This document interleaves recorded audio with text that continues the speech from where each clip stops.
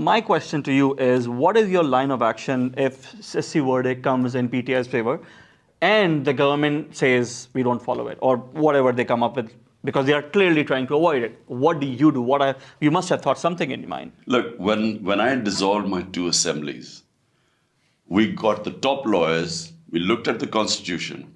Every lawyer in Pakistan has said that the moment you dissolve your assemblies, no government elections have to be held within 90 days. I mean, this is unambiguous. There is just no doubt about this thing. So the moment you get out of 90 days, you are in violation of the constitution.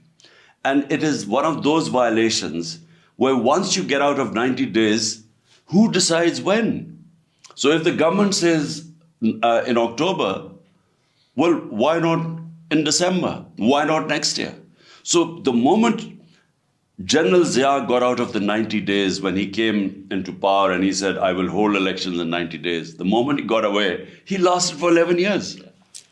So if the government does not accept the Supreme Court verdict, means it is now violating the constitution, then the Supreme Court could slap contempt on the government.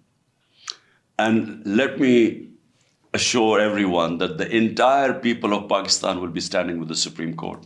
And what does PTI plan on doing? Are you planning on going back on roads? What's the line of action? No, I think it just won't be PTI. You will have the lawyers community, all the legal community will be standing on one side, because there is just no way you can. The constitution leaves no doubt that the elections have to be held in 90 days. So therefore, it will be very difficult to defend anyone who then thinks that the elections can be delayed, just because the government is petrified of losing the elections, because all opinion polls show that they are going to be decimated. Therefore, they just are running scared of the election, and they're willing to even violate the constitution. And this is very nicely leans into the next question that I have. You have been demanding elections since the moment you left the government. You were basically ousted. And all the by-polls you have swept. You have gone like 7-6-0 in your own election. And you have expressed multiple times that you are looking to sweep the elections. 2/3 majority is what you're looking for. And you have also said in your previous interviews last year that we will not accept the result if we don't get that. So my question to you specifically would be, will you accept this election result if you don't get outright the majority and will be forced to make coalition government? Are you confident of free and fair elections? I have never said that I will not accept the election results if we don't get 2/3 majority. All I have said is that right now, if you look at the opinion polls, you look at the by-elections, where despite total support by the establishment and the Election Commission, the 12-party coalition has only won 7 out of 37. PTI has won 30 by-elections. So it reflects that the PTI is going to sweep the elections, and hence the government scared of elections and running away. But I can't say what the elections would be, whether I will accept the results or not, because we don't know what the election commission is totally controlled by the government, as is obvious in the Supreme Court. The election commissioner had no constitutional right to prolong the elections. They could not have announced the election in October. This is a violation of the constitution. In fact, the election commission should be held in contempt, because the constitution is clear. Their job was to hold the elections when as required in the constitution. They couldn't have given a date in October. So my point is that we will see what happens in the elections. I can't say whether we'll accept the result or not, because I don't know what will happen in the elections and how the election commission and the establishment will behave. I don't know. Going forward, and you obviously in the last 12 months, you have been talking about military's role. Have you planned in restructuring civil-military imbalance that we are seeing? How do you plan on working on that? Look, Pakistan has to change. Where we are stuck right now, Pakistan is stuck in the worst economic crisis in our history. Now, if we have to get out of this crisis, Pakistan has to completely be restructured.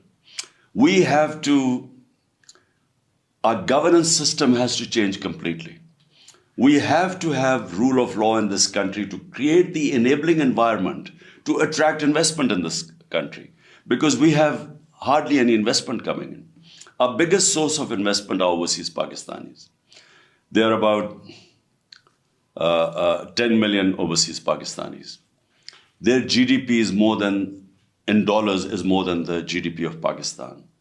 The 16,000 US American physicians, Pakistani American physicians, their net worth is $200 billion. The 10 rich Pakistani businessmen in the US have net worth is $25 billion. Just the money sent out from Pakistan, from Pakistanis to Dubai, where they have brought property in Dubai, 20,000 Pakistanis have property worth $10.4 billion in Dubai. So now, number one, why is money going out of Pakistan? Dollars going out. Number two, how can we attract the huge 10 million Pakistanis with dollar deposits, dollar earnings? How can we attract their investment into Pakistan? That is the two issues. And that can only happen if we fix our governance system. But I'm specifically asking about the civil-military imbalance that has, caused so much grief in the last 1 year, as you clearly mentioned in the first answer. Specifically, keeping to civil-military imbalance, how do you look at that? Look, the civil-military imbalance cannot work if you want to improve Pakistan. I mean, the current civil and military imbalance has to change if you want Pakistan to get out of this mess. And by that, I mean rule of law. You cannot have a system where the Prime Minister has the responsibility, but he does not have the authority to implement his policies because that authority is shared with the military. There's no doubt that there's a role of, you cannot wish away the role of military in Pakistan because it's entrenched for 70 years. But you need that balance. If you do not have that balance, you cannot have that governance system. That governance system is needed now for Pakistan's survival. You can only attract investment in Pakistan if you have rule of law in the country. Out of the 140 countries in the world, Pakistan's rule of law index is 129. So if you don't have rule of law, you can't attract investment. Without investment, Pakistan is stuck in this debt trap. We are stuck. We're just taking loans to pay back loans. It's almost like a domino effect, like everything is collapsing. Point is, the way we stand today, unless we completely reform our governance system and base it on rule of law, I don't think, you can come up with the best economist. But in this environment, no economic policy is going to work. Right. So going on from there, in the March 25th, on your address in the Lahore, which you had such a massive crowd, you talked about reforming the country as you presented this 10-point economic agenda. Could you be more specific about those reform agendas, and what would you have done differently if you were still in power right now, like in the last 12 months? The only thing different would have been to impose rule of law. Look, I have seen countries, I have spent a lot of time in England as a professional cricketer, and then I went to university before. So the big difference in countries that are prosperous and the ones that have high levels of poverty is only one: rule of law. But that's isn't a very generic, very broad level thing, which is why I'm specifically asking in terms of immediate concern that we have, like, for instance, economy. Look, how would you look at it? Economy is completely connected with rule of law, which then establishes gives the enabling environment for investment. Pakistan is very fortunate that it has, which I started in the beginning, 10 million overseas Pakistanis earning in dollars. It's very fortunate. Now, at the moment, all we rely on are remittances from overseas Pakistanis. We cannot attract their investment. Why can't we attract their investment? Because they do not have confidence in our judicial system and the rule of law here. So if they don't have confidence, they will go and invest in Dubai, in Malaysia, anywhere else, but not here. And this is our biggest handicap, because what is the problem of Pakistan? It's our current account deficit. Our problem is that we have more dollars going out than coming in. Now, the question is, how can we attract dollars in Pakistan? The number one way, of course, is exports. But if we start from, if we have power from day one, it's going to take time before we get the industry going. We get sort of all the country geared towards export. We are at the midst of quite a upheaval in our region going on right now. We also have to balance between China. Often we have people say we are Chinese colony. Then we have America on one side. Then we have hostile neighbor on the eastern front. We have security concerns on the western front.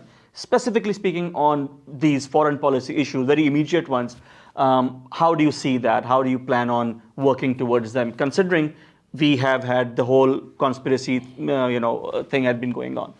Look, foreign policy, number one, has to be for the benefit of your own population. Every nation makes its foreign policy for the interest of its people. So that's the beginning. Now, what is in the interest of Pakistani people? To have a foreign policy where we get out of any conflicts, like Afghan jihad, like war on terror. I mean, these conflicts cost us a lot. We suffered, especially the war on terror. 80,000 Pakistanis died. We had billions, over 100 billion lost to the economy because, who wants to invest in a country which is considered the most dangerous in the world? There are terrorist attacks going on. So we learned one thing, that we do not want to get involved in other people's conflict, number one. And then, why should we exclude ourselves like in the Cold War? We became part of the US bloc.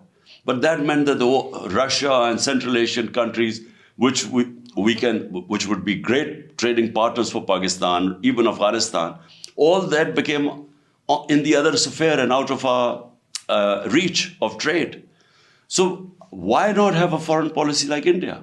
India has a very mature foreign policy. It is trading with the US. It is trading with China. It is getting cheap oil from Russia. So India's foreign policy benefits its people. It's kept down its inflation because it got oil from Russia at discounted price. We, on the other hand, we had negotiated discounted price, but our government went. And the new government came in and they just didn't pay any attention to it. As a result, we had to pay high oil prices, which led to high inflation and which led to more poverty.